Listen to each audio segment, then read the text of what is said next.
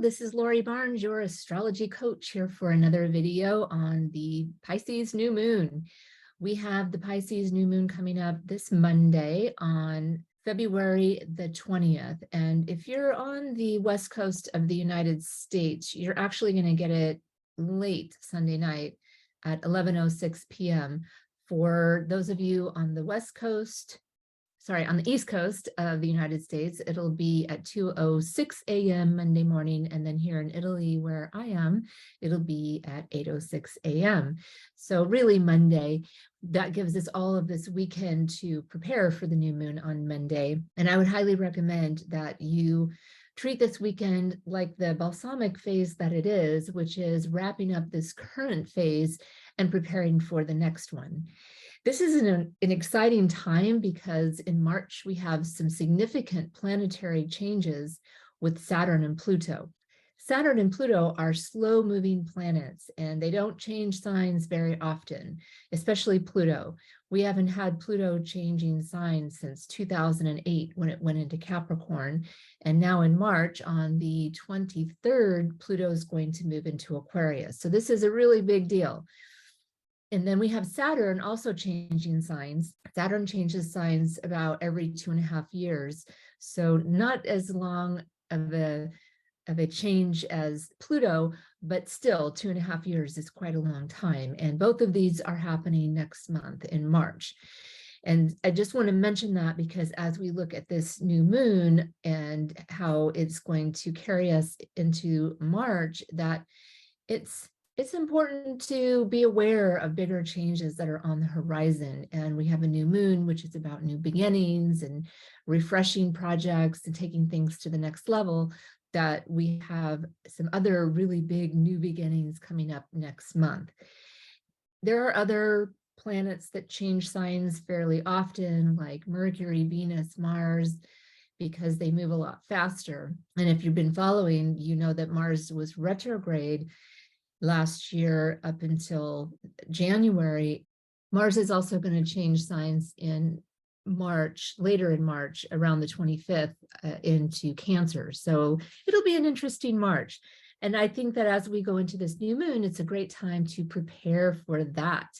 Let's see, on Tuesday, March 7th, we will have our full moon cycle in Virgo. So that'll be halfway through this whole new moon cycle. And that happens to be the day that Saturn is moving into Pisces. So it'll be an interesting March. Stay tuned for that. Let's focus on the new moon that we have coming up this weekend. I'm recording this for you on Thursday. I wanted to get this video out so that you had the information for this weekend. This new moon is in Pisces. The sign of Pisces is a water sign. It's a mutable water sign, which means it's highly adaptable and changeable. And by the way, the degree of this new moon is 1 degree Pisces. So it's the very beginning of the sign. And at the time of the new moon, Venus is also going to be in Pisces. And it's going to be at the very end of the sign of Pisces. It's at 29 degrees. So within 24 hours of the new moon, Venus actually moves out of Pisces and into Aries.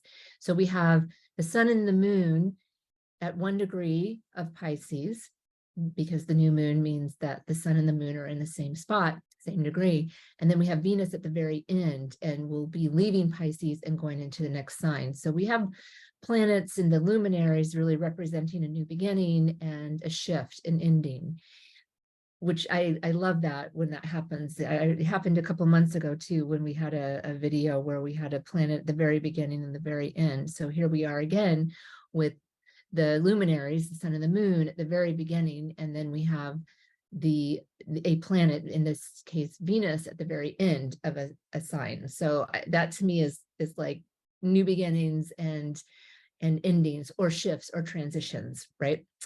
So, okay, let's talk about Pisces. Pisces is a water sign and a changeable, adaptable sign, also known as mutable, as one of the 3 modes that a sign can be. And that means that this particular sign, Pisces, is one that it's known for wanting to unify, to merge, to be part of the whole, of the bigger picture and is less focused on the self. And so if you know any Pisces or you are a Pisces, you may really understand that, feel that there's this constant wanting to join and to be part of a bigger picture. It's a sign associated with spirituality and transcending and having the rose-colored glasses on to experience life in a different mode. And there's a creative part of Pisces, wanting to create and be creative and appreciating beauty and art and things like that.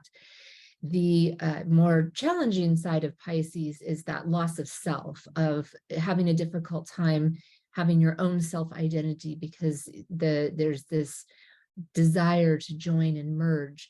And there can also be some self-sacrifice going on with Pisces, where Pisces, you may know somebody who is a giver, who just wants to caretake and help others, and does this to the extent that they give too much of themselves, and there's not a lot left over. And sometimes this can go to the point of being going into addictions or into just kind of a loss of self.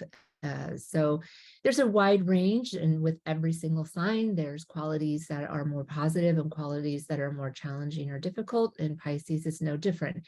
But this is the energy that we're working with on the new moon. And I mentioned earlier that it's on Monday morning, early Monday morning, really giving us the whole weekend to prepare for it. And the end of a moon cycle or lunar phase cycle is always balsamic. That's like wrapping up the phase and getting ready to cycle into the next one. And we know that the moon doesn't stop, right? It doesn't get to the end of its cycle and stop and start, but it spirals into its next phase. So the very end of any lunar phase is the balsamic phase, where you're wrapping up that cycle and getting ready to go into the next one. Putting this into the context of March and the shifts that are coming in March, I would really like for you to take this weekend to prepare. It's like that silent moment before the big next event comes. Or you can think of it like part of a team, like an athletic team that's going to compete. Then you have like that restful night before you go out, because you want to recharge your batteries. You want to let your energy just really fill up so that you are at top capacity. So you could think of this weekend that way, that come Monday, there's this new moon. You can do your new moon intentions, your new moon ritual, and preparing for the next phase. And that is going to take us up until March 7th, which is going to kick off with Saturn changing signs. And that will be the full moon, the culmination. And then, we're going to go into the other changes, Pluto moving into Aquarius. And so there's just going to be a lot of busyness. There's a lot of astrological busyness going on. And if you do study astrology, or you follow the world of astrology, this is being talked about. Like, this is a big deal for all astrologers. And you will be able to find many astrologers talking about their perspective of what this large change means for the world, for countries, for politics, for weather. We can apply this to all kinds of things. I focus on people and individuals because I work with individuals. And so for you, I'd really like for you to think about that going into this weekend, that it's a balsamic weekend, and that you are wanting to make sure that you come out of the weekend and kick off the week with your energy reserves all intact. So anything that you can do to recharge, replenish, get enough sleep, and do things that aren't gonna wear you out so much, where when Monday comes around, you're like, oh, I need another day of my weekend because I didn't rest. I spent the whole weekend running around, doing errands, doing this, doing that, really busy. And not to say that you can't go out and have some fun, because we're still in the Aquarius phase, right? We're still finishing off that cycle where, Aquarius is a social sign, and, there's air, and people want to talk and chat. Just balance yourself or pace yourself so that you have some of that downtime this weekend. Make sure you get enough sleep or let yourself sleep in. Maybe anything that you can push off till next weekend, do that. Or if there's things you can do in the middle of the week, take the weekend and really just go at a slower pace and recharge your batteries. All right. If you want to think more about what's coming in March with the Saturn moving into Pisces and with Pluto moving into Aquarius, I hope that you have your chart. If you don't have your chart already, it's really easy to get it free online. There's multiple different websites that allow you to just type in your birthday, your exact time of birth, and the city, state, country that you were born in, and you can get your chart for free. I include this information in my blog. So if you want to do this because you don't have your chart, check out my blog. I'll give you a link so you can go get your chart. If you do have your chart, then look at where Aquarius and Pisces are in your chart. And you might want to look at Capricorn as well, because we have Saturn moving out of Aquarius and into Pisces. And then we have Pluto moving out of Capricorn into Aquarius. So those three signs are going to be activated, you could say, or, with Pluto leaving Capricorn, it's going to release some pressure off of that part of your chart where Capricorn is, because Capricorn is somewhere in your chart. It's on some house in your chart. And Pluto's been there for a very long time, and now it's going to leave. It's going to leave that sign and take some pressure out of that part of your chart. And it's going to refocus its energy to the Aquarius part of your chart, where Saturn has been for 2.5 years. So Saturn is going to take some pressure off in the way Saturn puts pressure on, and it's going to move that focus over to Pisces. Pluto is about huge change, transformational change. People like to say transformation a lot with Pluto. Really, the transformation comes after whatever it is that had to change, right? So Pluto represents difficulties oftentimes, because having to make such large change or having large change thrust on you can be a difficult process. It's like a purification, you can say, that things are sometimes swept away out of your life so that you change, you renew, you transform. And then after the whole activation is over, there's some significant change from where you were before until after Pluto has left this part of your chart. Now, for some, it's pretty life-changing, and for others, it's not as life-changing, and that's really going to depend on your actual chart.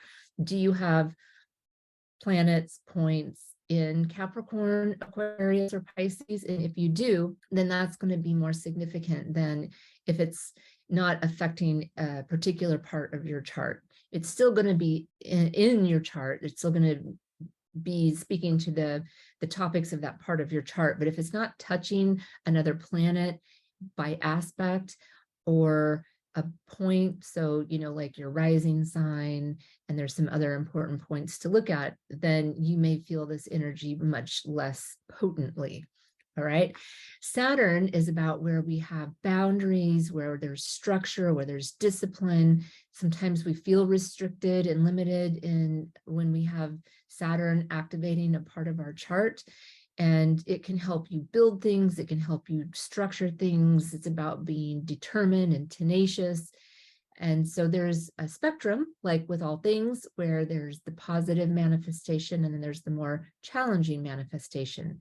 This is what's coming up on the horizon, as in whatever has been focused on or activated by these two planets for the last few years, and in Pluto's case, going back to 2008, there's going to be a shift of focus, and that's going to be true for every single one of us.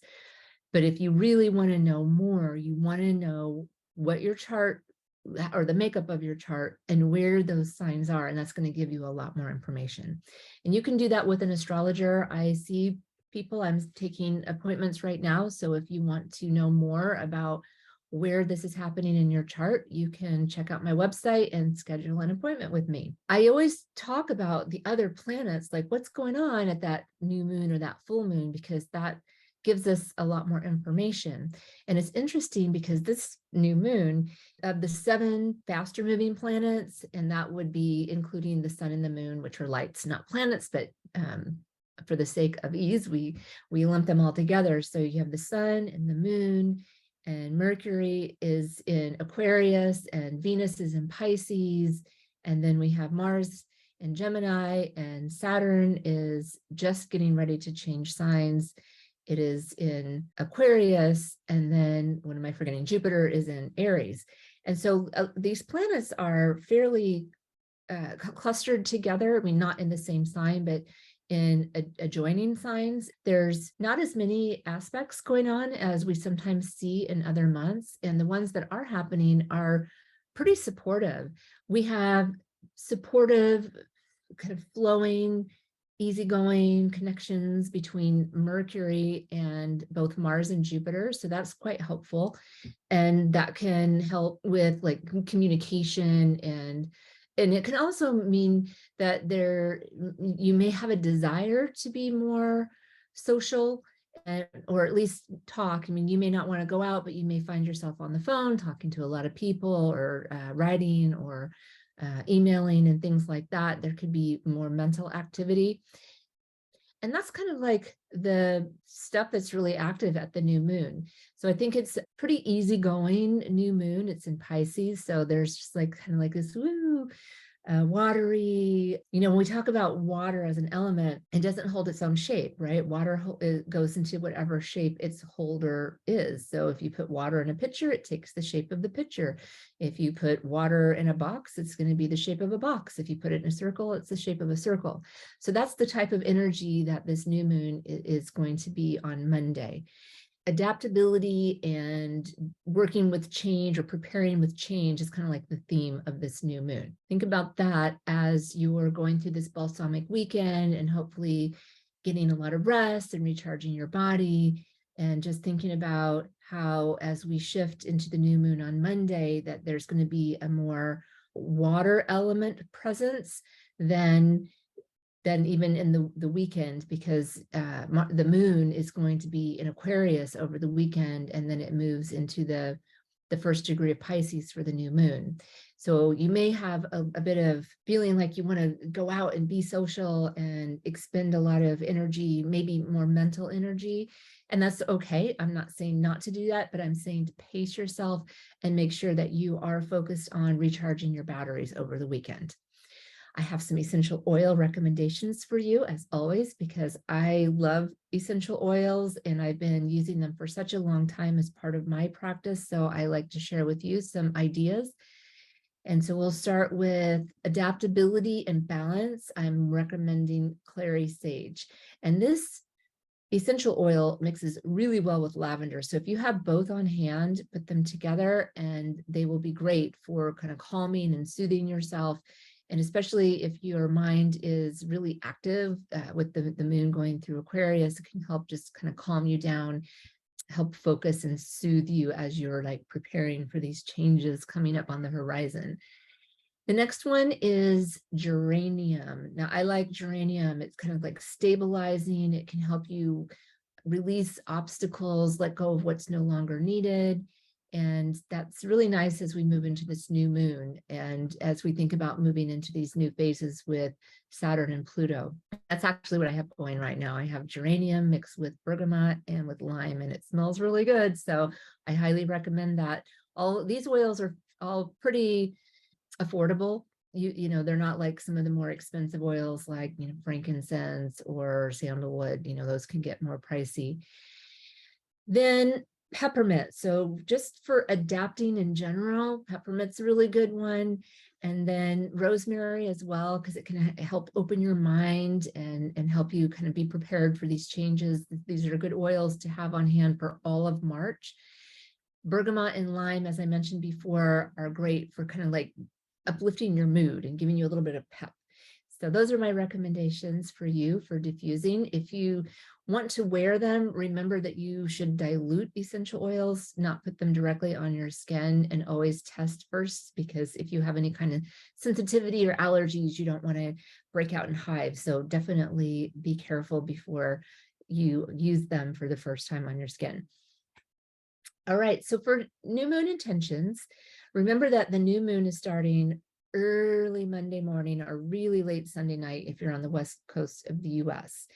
And I would imagine that if you work Monday through Friday, you might prefer to do your ritual on the weekend before, but it won't be the new moon phase. So I highly recommend that you wait and you squeeze it in the week, whether you do it Monday evening or Tuesday evening or Wednesday evening.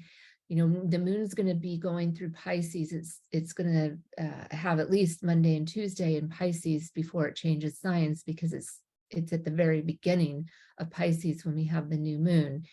If you do your new moon stuff over the weekend, just be aware that you're actually doing that in the balsamic phase of the current phase, not the new moon phase that's coming up. So, you know, maybe you want to prepare a little bit, get some things that you might need. Like if you decide you want to do a bubble bath for the Pisces new moon because it's a water sign and you need supplies, then absolutely spend the weekend preparing, but actually do your new moon intentions and rituals under the new moon phase. And if you can do any of your intentions on or near, or in, I should say, in or near water, although I realize if you're writing, you probably don't want to write while you're in the water, but if you can get next to water, if you can write next to the ocean, or you have a view of water, if there's a lake house or there's a pond, if it's not too cold, then you can go walk and sit and write and meditate. That would be beautiful. Or anything indoor, you know, aquariums, or maybe there's quiet places that have an indoor fountain. And then there's always your bathroom, your bubble bath, or you can get one of those little fountains that you can stick on your desk and they sound really nice and you can put the essential oils in there. I just would recommend that you try to pull water into your new moon ritual. And then do your intentions around adaptability and creativity and how you want to manifest those things in your life. And then also I would set intentions around your intuition and accessing your inner intuition and, you know, trusting your instincts. That's a very Pisces thing to do. And then for the 2 weeks of this new moon, there are some other ideas I have for you. These are things you can kind of do anytime during the new moon phase, leading up to the new moon phase. And I give you these ideas because sometimes we can't do everything on the actual day of the new moon. And so here goes. Here's some ideas for you. I already said this, but I'm going to say it again. Build up your reserves to start off the week ready to go. So do remember to do that. Now that is before the new moon. That's back to this weekend, but I wrote it twice, and I must have wrote it twice because I really wanted to get this out there to you. Take walks by the beach, lake, or pond near you, any kind of water thing near you. Maybe you live in Las Vegas near the dam. You know, there's lots of ways to get near water. Visit a local aquarium. And when you're there, so this is a Pisces thing to do, imagine, or when you look at the aquarium, think of it as this whole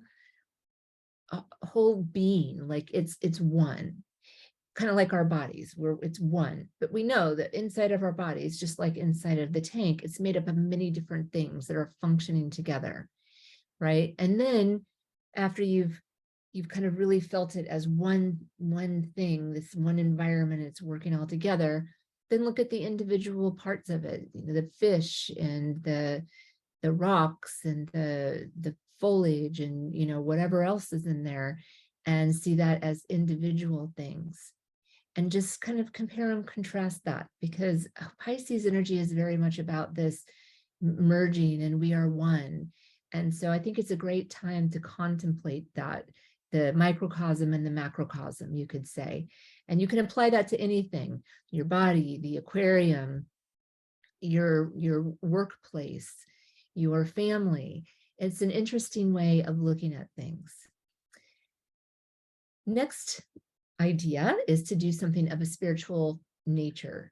And you can do that with your friends or alone, you know, whichever you feel deeply connected to. You know, like, don't invite a friend if you really feel like being alone.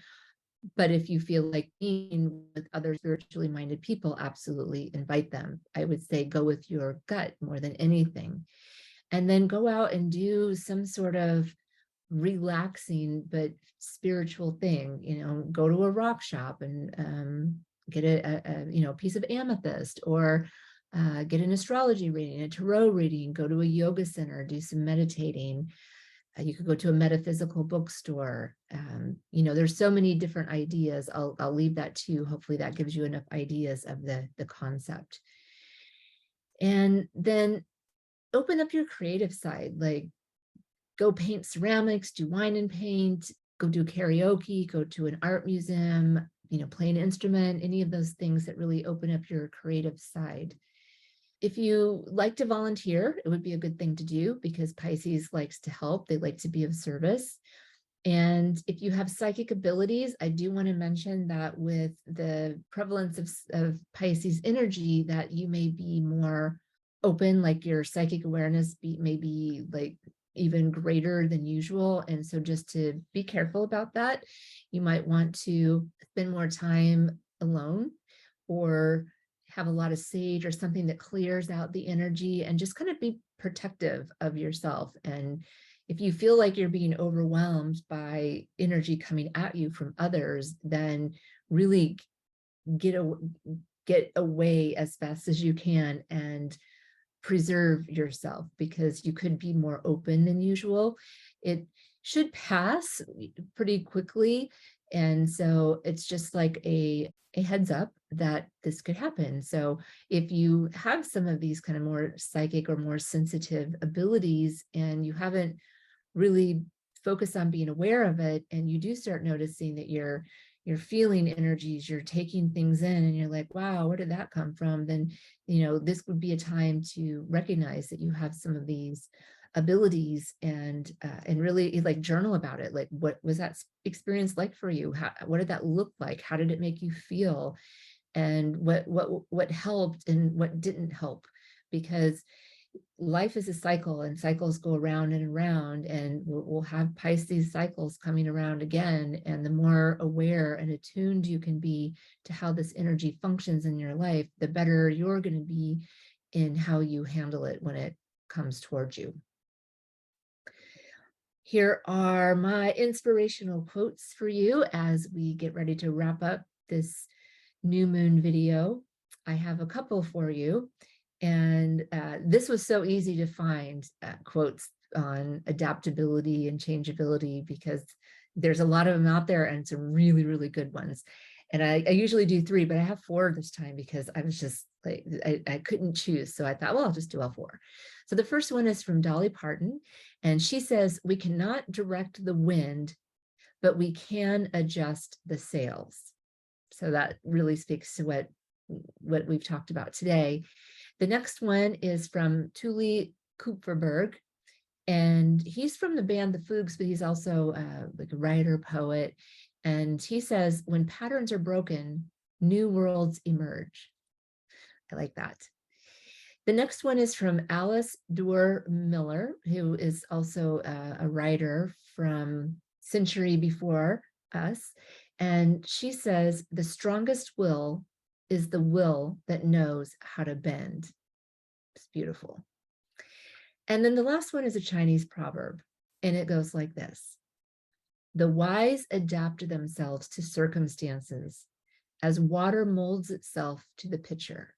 And that's so Piscean. I love that. And that is the quote that I am going to leave with you. And if you are wanting an astrology reading, feel free to contact me. I am also accepting astrology coaching clients, which is where we go deeper into your astrology chart and whatever it is you're wanting to accomplish, or helping you find your meaning and purpose in life through your astrology chart and coaching. And that usually takes place over a series of sessions together. So please contact me if you're looking for that. And I wish you a fantastic new moon in Pisces, and I'll see you next time. Bye.